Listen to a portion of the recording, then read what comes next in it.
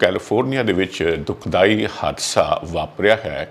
ਇੱਕ ਹੀ ਪਰਿਵਾਰ ਦੇ 4 ਜੀਆਂ ਨੂੰ ਇੱਕ ਬੰਦੂਕਧਾਰੀ ਨੇ ਮਾਰ ਮੁਕਾਇਆ ਹੈ। ਉੱਤਰਾਖੰਡ ਦੇ ਵਿੱਚ, ਭਾਰਤ ਦੇ ਉੱਤਰਾਖੰਡ ਪ੍ਰਾਂਤ ਦੇ ਉੱਤਰ ਕਾਸ਼ੀ ਜ਼ਿਲ੍ਹੇ ਵਿੱਚ, ਅਸੀਂ ਜਾਣਦੇ ਹਾਂ ਕਿ ਬਹੁਤੇ ਕਰਕੇ ਪਹਾੜੀ ਪ੍ਰਾਂਤ ਹੈ ਔਰ ਇੱਥੇ ਦਰੋਪਦੀ ਕਾ ਡੰਡਾ ਨਾਂ ਦਾ ਇੱਕ ਪਹਾੜ ਹੈ ਔਰ ਇੱਥੋਂ ਵੱਡੇ ਆਕਾਰ ਦੇ ਬਰਫ਼ ਦੇ ਤੋਂਦੇ ਡਿੱਗਦੇ ਹਨ ਔਰ 10 ਸਿਖਿਆਰਥੀ ਪਰਬਤਾਰੋਹੀ ਯਾਨੀ ਕਿ ਜਿਹੜੇ ਟ੍ਰੇਨੀ ਮਾਊਂਟੇਨੀਅਰਸ ਹਨ ਉਹਨਾਂ ਦੀ ਮੌਤ ਹੋ ਜਾਂਦੀ ਹੈ। ਬੜਾ ਦਰਦਨਾਕ, ਬੜਾ ਹੌਲਨਾਕ ਹਾਦਸਾ ਹੈ ਥਾਈਲੈਂਡ ਦੇ ਨੌਂਗ ਬੁਆ ਲਾਂਫੂ ਇਲਾਕੇ ਤੋਂ ਔਰ ਇਹ ਨਿਹਾਇਤ ਮੰਦਭਾਗੀ ਘਟਨਾ ਹੈ। ਇਸ ਘਟਨਾ ਦੇ ਵਿੱਚ 37 ਲੋਕਾਂ ਦੀ ਮੌਤ ਹੋ ਜਾਂਦੀ ਹੈ, ਜਿਨ੍ਹਾਂ ਦੇ ਵਿੱਚ 24 ਬਹੁਤ ਛੋਟੀ ਉਮਰ ਦੇ ਮਾਸੂਮ ਬੱਚੇ ਹਨ। ਔਰ ਇੱਕ ਵੱਡੇ ਇਲਜ਼ਾਮ ਦੇਸ਼ ਦੇ ਵੱਖ-ਵੱਖ ਪ੍ਰਾਂਤਾਂ ਦੇ ਵਿੱਚ ਲੱਗਦੇ ਆ ਰਹੇ ਹਨ ਕਿ ਬਈ ਕੇਂਦਰ ਸਰਕਾਰ CBI ਦੀ ਐਨਫੋਰਸਮੈਂਟ ਡਾਇਰੈਕਟੋਰੇਟ ਦੀ ਦੁਰਵਰਤੋਂ ਕਰ ਰਹੀ ਹੈ। ਬੀਤੇ ਦਿਨੀ ਇੱਕ ਦੀਪਕ ਨਾਂ ਦਾ ਜੋ ਸ਼ਖਸ ਹੈ, ਦੀਪਕ ਟੀਨੂ, ਉਹ ਪੁਲਿਸ ਦੀ ਹਿਰਾਸਤ ਵਿੱਚੋਂ ਫਰਾਰ ਹੋ ਗਿਆ। ਲਖੀਮਪੁਰ ਖੀਰੀ ਦੇ ਵਿੱਚ ਜੋ ਹੱਤਿਆਕਾਂਡ ਵਾਪਰਿਆ ਸੀ, ਜਿਸ ਦੇ ਵਿੱਚ 4 ਕਿਸਾਨ ਮਾਰੇ ਗਏ ਸਨ, ਉਸ ਨੂੰ 1 ਸਾਲ ਪੂਰਾ ਹੋ ਗਿਆ ਔਰ ਇਸ ਮੌਕੇ ਤੇ 1 ਸਾਲ ਪੂਰਾ ਹੋਣ ਦੇ ਮੌਕੇ ਤੇ ਸੰਯੁਕਤ ਕਿਸਾਨ ਮੋਰਚਾ, ਹੋਰਨਾਂ ਕਿਸਾਨਾਂ ਦੀਆਂ ਵੱਖ-ਵੱਖ ਜਥੇਬੰਦੀਆਂ ਔਰ ਖਾਸ ਤੌਰ ਤੇ ਭਾਰਤੀ ਕਿਸਾਨ ਯੂਨੀਅਨ ਉਗਰਾਹਾਂ ਦੇ ਵੱਲੋਂ ਪੰਜਾਬ ਦੇ ਵਿੱਚ ਥਾਂ-ਥਾਂ ਤੇ ਧਰਨੇ ਦਿੱਤੇ ਗਏ। ਪੰਜਾ ਸਾਹਿਬ ਤੇ ਸ਼ਤਾਬਦੀ ਸਮਾਗਮ ਪਾਕਿਸਤਾਨ ਵਿੱਚ ਹਸਨ ਅਬਦਾਲ ਵਿਖੇ ਜੋ ਗੁਰਦੁਆਰਾ ਸਾਹਿਬ ਹੈ ਪੰਜਾ ਸਾਹਿਬ ਦਾ, ਉੱਥੇ 30 ਅਕਤੂਬਰ ਨੂੰ ਕਰਵਾਏ ਜਾਣ ਕੇ। ਇੱਕ ਵੱਡਾ ਮੁੱਖ ਸਮਾਗਮ ਮੋਹਾਲੀ ਦੇ ਵਿੱਚ ਹੋਇਆ, ਜਿੱਥੇ ਰਾਵਣ, ਕੁੰਭਕਰਨ, ਮੇਘਨਾਥ ਦੇ ਪੁਤਲੇ ਜਲਾਏ ਗਏ ਔਰ ਮੁੱਖ ਮੰਤਰੀ ਭਗਵੰਤ ਮਾਨ ਹੋਰਾਂ ਨੇ ਇਸ ਸਮਾਗਮ ਦੇ ਵਿੱਚ ਸ਼ਿਰਕਤ ਕੀਤੀ।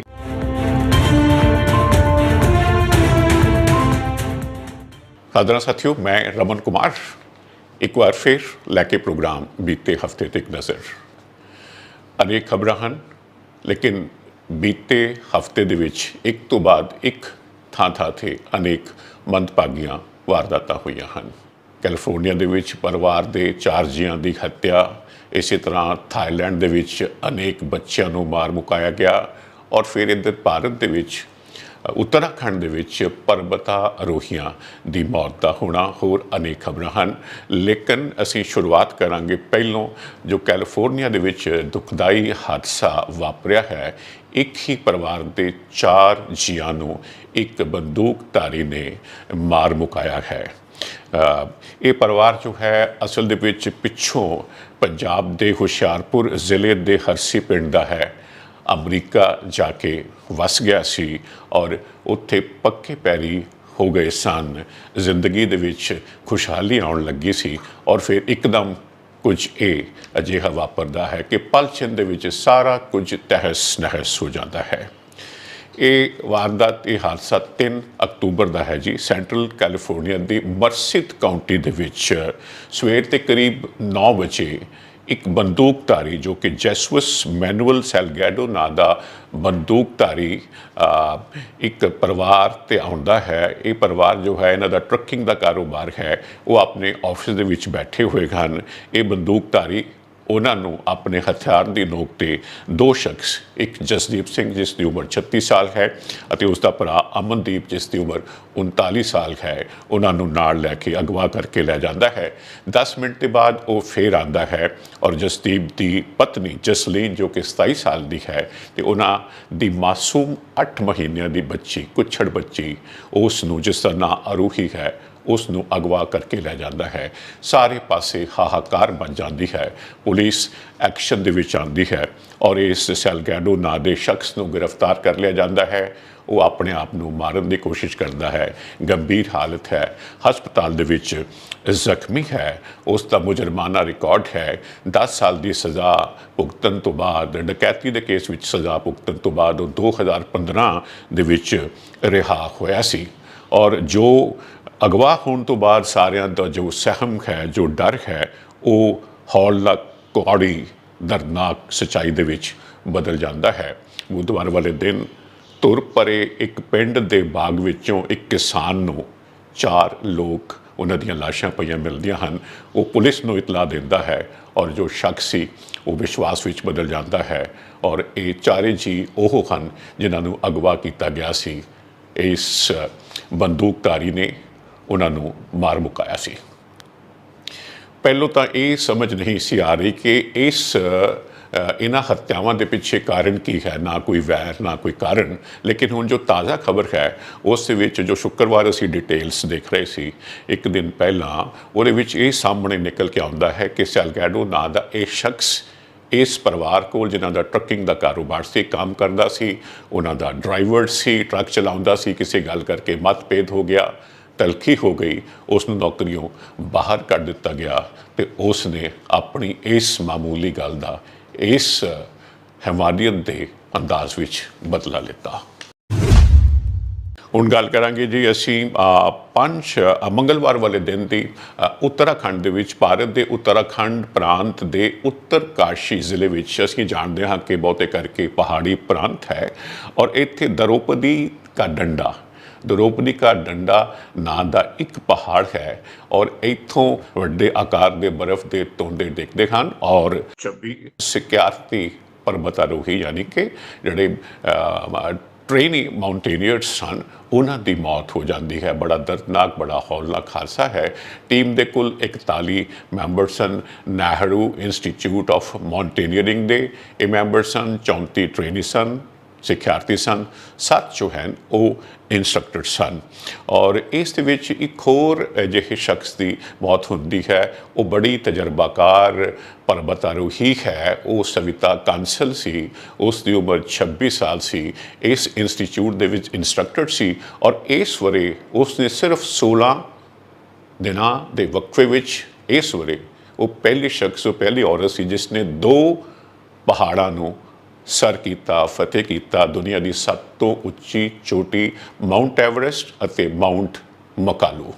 ਕਿੱਥੋਂ ਕਿੱਥੋਂ ਕਿਵੇਂ ਕਿਵੇਂ ਮੌਤ ਆ ਸਕਦੀ ਹੈ, ਤੁਹਾਡੇ ਦਸਤਕ ਦੇ ਸਕਦੀ ਹੈ ਔਰ ਕਿਵੇਂ ਫਿਰ ਜਦ ਜਿਸ ਥਾਂ 'ਤੇ ਮੌਤ ਵਾਪਰਦੀ ਹੈ ਉਸ ਘਰ ਪਰਿਵਾਰ ਦੇ ਨਾਲ ਉਸ ਦੀ ਦਸ਼ਾ, ਉਸ ਦੀ ਹਾਲਤ ਕੀ ਹੁੰਦੀ ਹੈ, ਇਹ ਸਿਰਫ ਅਸੀਂ ਇਮੈਜਿਨ ਕਰ ਸਕਦੇ ਹਾਂ, ਅੰਦਾਜ਼ਾ ਹੀ ਲਗਾ ਸਕਦੇ ਹਾਂ।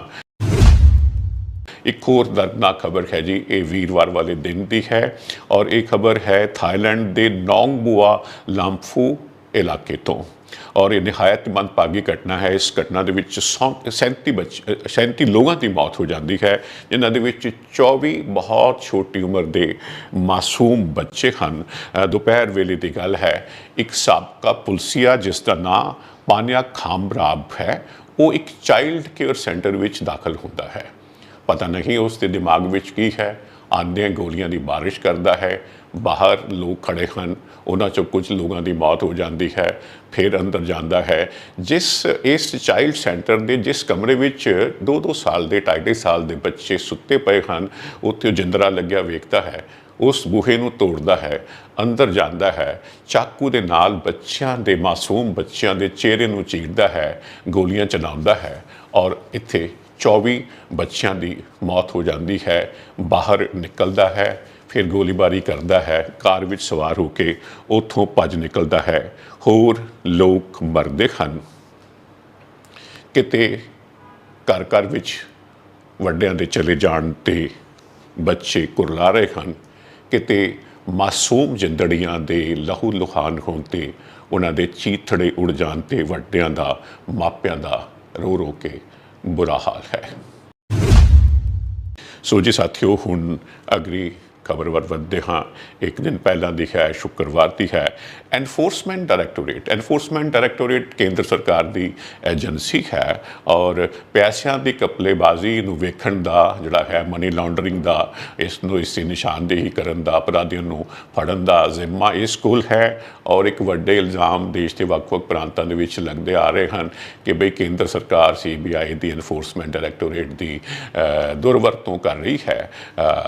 ਲੇਕਿਨ ਕੇਂਦਰ ਸਰਕਾਰ ਦਾ ਇਹ ਆਖਣਾ ਹੈ, ਐਨਫੋਰਸਮੈਂਟ ਡਾਇਰੈਕਟੋਰੇਟ ਦਾ ਇਹ ਆਖਣਾ ਹੈ ਕਿ ਇਸ ਮੌਜੂਦਾ ਕੇਸ ਦੇ ਵਿੱਚ ਸ਼ਰਾਬ ਦੇ ਕਾਰੋਬਾਰੀਆਂ ਨੇ ਆਮ ਆਦਮੀ ਪਾਰਟੀ ਦੀ ਦਿੱਲੀ ਸਰਕਾਰ ਦੇ ਨਾਲ ਰਲ ਕੇ ਵੱਡੀ ਘਪਲੇਬਾਜ਼ੀ ਕੀਤੀ ਹੈ। ਸੋ ਉਸ ਦੀ ਨਿਸ਼ਾਨਦੇਹੀ ਕੀਤੀ ਜਾਣੀ ਹੈ ਔਰ ਦੋਸ਼ੀ ਵਿਅਕਤੀਆਂ ਨੂੰ ਫੜੇ ਜਾਣਾ ਹੈ।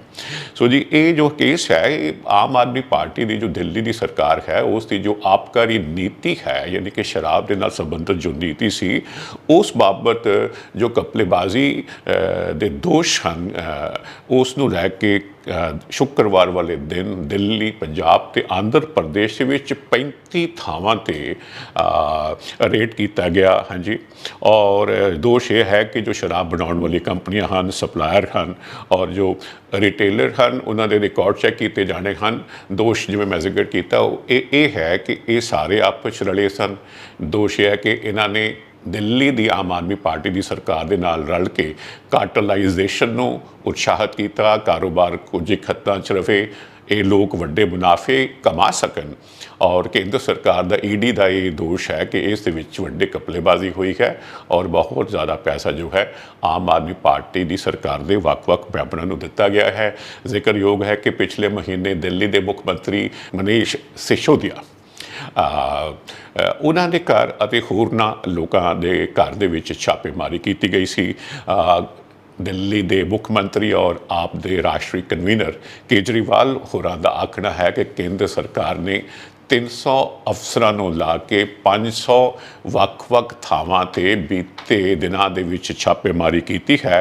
ਉਹਨਾਂ ਨੂੰ ਕੁਝ ਵੀ ਨਹੀਂ ਮਿਲਿਆ, ਕੋਈ ਅਜਿਹਾ ਰਿਕਾਰਡ ਦਸਤਾਵੇਜ਼ ਨਹੀਂ ਮਿਲਿਆ। ਉਹ ਆਖਦੇ ਹਨ ਕਿਉਂਕਿ ਕੁਝ ਗਲਤ ਕੀਤਾ ਹੀ ਨਹੀਂ ਗਿਆ, ਸੋ ਇਸ ਪਿੱਛੇ ਉਹਨਾਂ ਨੂੰ ਗਲਤ ਕਿਵੇਂ ਮਿਲੇਗਾ। ਉਹ ਆਖ ਰਹੇ ਹਨ ਕਿ ਕੇਂਦਰ ਦੀ ਭਾਰਤੀ ਜਨਤਾ ਪਾਰਟੀ ਦੀ ਸਰਕਾਰ ਆਮ ਆਦਮੀ ਪਾਰਟੀ ਦੇ ਨਾਲ ਕਿੜ ਕੱਢਣ ਦੇ ਵਾਸਤੇ ਇੰਨੇ ਵੱਡੇ ਕੇਂਦਰੀ ਹਮਲੇ ਫੈਲੇ ਦਾ ਸਮਾਂ ਬਰਬਾਦ ਕਰ ਰਹੀ ਹੈ। ਸੋ ਜੀ ਹੁਣ ਗੱਲ ਕਰਾਂਗੇ ਸਿੱਧੂ ਮੂਸੇਵਾਲਾ ਕਤਲ ਕੇਸ ਦੇ ਨਾਲ ਸੰਬੰਧਿਤ ਇੱਕ ਖਬਰ ਦੀ। ਇਹ ਤੁਸੀਂ ਸਭ ਲੋਕ ਜਾਣਦੇ ਹੋ, ਕੁਝ ਇੱਕ ਮਹੀਨੇ ਪਹਿਲਾਂ 29 ਮਈ ਵਾਲੇ ਦਿਨ ਮਾਨਸਾ ਜ਼ਿਲ੍ਹੇ ਵਿੱਚ ਪਿੰਡ ਜਵਾਹਰ ਕੇ ਵਿਖੇ ਇਸ ਨਿਹਾਇਤ ਮਕਬੂਲ ਗਾਇਕ ਦੀ ਹੱਤਿਆ ਕਰ ਦਿੱਤੀ ਗਈ ਸੀ। ਉਸ ਦੇ ਲੱਖਾਂ ਚਾਹਣ ਵਾਲਿਆਂ ਵਾਸਤੇ ਇਹ ਬੜੀ ਮੰਦਭਾਗੀ ਖਬਰ ਸੀ। ਨਾ ਕਿਸੇ ਨੂੰ ਯਕੀਨ ਹੋ ਰਿਹਾ ਸੀ, ਨਾ ਕੋਈ ਬਰਦਾਸ਼ਤ ਕਰ ਰਿਹਾ ਸੀ। ਉਹਨਾਂ ਆਪਣੇ ਪਿਤਾ ਬਲਕੌਰ ਸਿੰਘ ਔਰ ਮਾਤਾ ਚਰਨ ਕੌਰ ਹੋਰਾਂ ਦਾ ਇਕਲੌਤਾ ਪੁੱਤ ਸੀ, ਅਸੀਂ ਸਭ ਜਾਣਦੇ ਹਾਂ। ਔਰ ਇਸ ਵਾਰਦਾਤ ਤੋਂ ਬਾਅਦ ਇਸ ਦੀ ਇਨਵੈਸਟੀਗੇਸ਼ਨ ਵਾਸਤੇ ਇੱਕ ਸਿਟ ਯਾਨੀ ਕਿ ਸਪੈਸ਼ਲ ਇਨਵੈਸਟੀਗੇਸ਼ਨ ਟੀਮ ਕਾਇਮ ਕੀਤੀ ਗਈ ਸੀ। ਉਹ ਟੀਮ ਇਸ ਪਿੱਛੇ ਕਾਇਮ ਕੀਤੀ ਗਈ ਸੀ ਸਿਟ ਤਾਂ ਕਿ ਇਸ ਦੀ ਚੰਗੀ ਤਰ੍ਹਾਂ ਜਾਂਚ ਕੀਤੀ ਜਾ ਸਕੇ, ਇਸ ਹੱਤਿਆ ਲਈ ਕੌਣ ਜ਼ਿੰਮੇਦਾਰ ਹੈ। ਹੁਣ ਇੱਕ ਨਵੇਂ ਮਕਸਦ ਲਈ ਸਿਟ ਕਾਇਮ ਕੀਤੀ ਗਈ ਹੈ। ਜੋ ਤਾਜ਼ਾ ਖਬਰ ਹੈ ਉਹ ਸਿਟ ਜੋ ਹੈ ਜੀ ਸਪੈਸ਼ਲ ਇਨਵੈਸਟੀਗੇਸ਼ਨ ਟੀਮ ਜਿਹੜੀ ਹੈ ਉਹ ਕਾਇਮ ਕੀਤੀ ਗਈ ਹੈ। ਉਹ ਵਾਪਰਿਆ ਇਸ ਤਰ੍ਹਾਂ ਕਿ ਬੀਤੇ ਦਿਨੀ ਇੱਕ ਦੀਪਕ ਨਾਂ ਦਾ ਜੋ ਸ਼ਖਸ ਹੈ, ਦੀਪਕ ਟੀਨੂ, ਉਹ ਪੁਲਿਸ ਦੀ ਹਿਰਾਸਤ ਵਿੱਚੋਂ ਫਰਾਰ ਹੋ ਗਿਆ। ਹੁਣ ਗੱਲ ਬਿਲਕੁਲ ਸਾਫ਼ ਸਪਸ਼ਟ ਸਾਹਮਣੇ ਆ ਰਹੀ ਹੈ ਕਿ ਉਹ ਫਰਾਰ ਨਹੀਂ ਹੋਇਆ, ਉਸ ਨੂੰ ਭਜਾਇਆ ਗਿਆ, ਉਸ ਨੂੰ ਫਰਾਰ ਕੀਤਾ ਗਿਆ, ਨਾ ਕਿ ਉਹ ਫਰਾਰ ਹੋਇਆ। ਕੋਈ ਚਕਮਾ ਦੇ ਕੇ ਨਹੀਂ ਭੱਜਿਆ। ਉਸ ਨੂੰ ਜਿਹੜਾ CI ਸਟਾਫ ਹੈ ਮਾਨਸਾ ਦਾ, ਉਹ ਪ੍ਰੋਡਕਸ਼ਨ ਵਾਰੰਟ ਤੇ ਗੋਇੰਦਵਾਲ ਸਾਹਿਬ ਤੋਂ ਲੈ ਕੇ ਆਏ ਸਨ। 5 ਦਿਨਾਂ ਦਾ ਰਿਮਾਂਡ ਸੀ। ਔਰ ਹੋਇਆ ਕਿ ਜੋ CI ਸਟਾਫ ਦੇ ਇੰਚਾਰਜ ਹਨ ਜਨਾਬ ਪ੍ਰਿਤਪਾਲ ਸਿੰਘ ਹੋਣੀ, ਜਨਾਬ ਕਹਿੰਦੇ ਸ਼ਰਮ ਆ ਰਹੀ ਹੈ, ਉਹ ਜੋ ਹੈ ਉਹਨਾਂ ਦੀ ਮਿਲੀ ਭੁਗਤ ਸਾਹਮਣੇ ਆ ਰਹੀ ਹੈ। ਉਹ ਆਪਣੀ ਹਿਰਾਸਤ 'ਚੋਂ ਉਸ ਨੂੰ 3 ਵਾਰ ਬਾਹਰ ਲੈ ਕੇ ਗਏ। ਪਹਿਲਾਂ ਤਾਂ ਇਹ ਦੱਸਿਆ ਜਾ ਰਿਹਾ ਸੀ ਕਿ ਰਾਹ ਦੇ ਵਿੱਚੋਂ ਫਰਾਰ ਹੁੰਦਾ ਹੈ, ਫਿਰ ਇਹ ਸਾਹਮਣੇ ਆਉਂਦਾ ਹੈ ਕਿ ਉਹ ਉਸ ਨੂੰ ਆਪਣੇ ਘਰ ਲੈ ਕੇ ਜਾਂਦਾ ਹੈ। ਅੰਦਰੋਂ ਅੰਦਰੀ ਕੀ ਹੋ ਰਿਹਾ ਹੈ ਕਿਸੇ ਨੂੰ ਨਹੀਂ ਪਤਾ, ਜਾਂ ਉਹ ਦੀਪਕ ਜਾਣਦਾ ਹੈ ਜਾਂ ਫਿਰ CI ਇੰਚਾਰਜ ਪ੍ਰਿਤਪਾਲ ਜਾਣਦਾ ਹੈ। ਇਹ ਵੀ ਦੱਸਿਆ ਜਾ ਰਿਹਾ ਹੈ ਕਿ ਉਹ ਦੀਪਕ ਪ੍ਰਿਤਪਾਲ ਸਿੰਘ ਦੇ ਘਰ ਦੇ ਵਿੱਚ ਇੱਕ ਔਰਤ ਨੂੰ ਵੀ ਮਿਲ ਰਿਹਾ ਸੀ। ਇਸ ਦੌਰਾਨ ਉਹ ਫਰਾਰ ਹੋ ਜਾਂਦਾ ਹੈ ਔਰ ਪੁਲਿਸ ਨੂੰ ਹੱਥਾਂ ਪੈਰਾਂ ਦੀ ਪੈ ਜਾਂਦੀ ਹੈ। ਦੀਪਕ ਟੀਨੂ ਜੋ ਹੈ ਇਸ ਕਤਲ ਕਾਂਡ ਦੀ ਕੜੀ ਦੇ ਵਿੱਚ ਇੱਕ ਬੜਾ ਅਹਿਮ ਸ਼ਖਸ ਹੈ। ਲਾਰੈਂਸ ਬਿਸ਼ਨੋਈ ਦਾ ਉਹ ਬਹੁਤ ਨੇੜਲਾ ਸਾਥੀ ਗਿਣਿਆ ਜਾਂਦਾ ਹੈ। ਫਿਲਹਾਲ ਮਾਮਲੇ ਦੀ ਜਾਂਚ ਚੱਲ ਰਹੀ ਹੈ। ਪ੍ਰਿਤਪਾਲ ਸਿੰਘ ਨੂੰ ਗ੍ਰਿਫਤਾਰ ਕਰ ਲਿਆ ਗਿਆ ਹੈ, ਉਸ ਨੂੰ ਨੌਕਰੀ ਤੋਂ ਵੀ ਬਰਖਾਸਤ ਕਰ ਦਿੱਤਾ ਗਿਆ ਹੈ। ਔਰ ਦੂਜੇ ਪਾਸੇ ਸਿੱਧੂ ਮੂਸੇਵਾਲਾ ਦੇ ਮਾਂ-ਬਾਪ ਹਨ। ਉਹਨਾਂ ਦੇ ਦੁੱਖ ਦਾ ਕੋਈ ਅੰਤ ਨਹੀਂ ਹੈ। ਉਹ ਪਹਿਲੋਂ ਵੀ ਆਖਦੇ ਆ ਰਹੇ ਹਨ ਕਿ ਉਹਨਾਂ ਨੂੰ ਇਨਸਾਫ ਨਹੀਂ ਮਿਲਣਾ ਹੈ, ਔਰ ਪਹਿਲੋਂ ਉਹ ਇਹ ਆਖ ਰਹੇ ਸੀ ਕਿ ਉਹਨਾਂ ਨੂੰ ਪੁਲਿਸ ਦੀ ਭੂਮਿਕਾ 'ਤੇ ਸ਼ੱਕ ਹੈ। ਹੁਣ ਉਹ ਆਖ ਰਹੇ ਹਨ ਕਿ ਉਹਨਾਂ ਦਾ ਸ਼ੱਕ ਜੋ ਹੈ ਉਹ ਵਿਸ਼ਵਾਸ ਦੇ ਵਿੱਚ ਬਦਲ ਗਿਆ ਹੈ। ਮਾਨਸਾ ਪੁਲਿਸ ਜੋ ਹੈ ਉਹ ਗੈਂਗਸਟਰਾਂ ਦੇ ਨਾਲ ਰਲੀ ਹੋਈ ਹੈ, ਉਹਨਾਂ ਦੀ ਆਪਭਗਤ ਕਰ ਰਹੀ ਹੈ।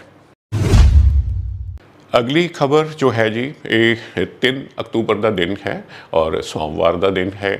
3 ਅਕਤੂਬਰ ਵਾਲੇ ਦਿਨ ਜੋ ਬੀਤੇ ਵਰੇ ਉੱਤਰ ਪ੍ਰਦੇਸ਼ ਦੇ ਲਖੀਮਪੁਰ ਖੀਰੀ ਦੇ ਵਿੱਚ ਜੋ ਹੱਤਿਆਕਾਂਡ ਵਾਪਰਿਆ ਸੀ, ਜਿਸ ਦੇ ਵਿੱਚ 4 ਕਿਸਾਨ ਮਾਰੇ ਗਏ ਸਨ, ਉਸ ਨੂੰ 1 ਸਾਲ ਪੂਰਾ ਹੋ ਗਿਆ।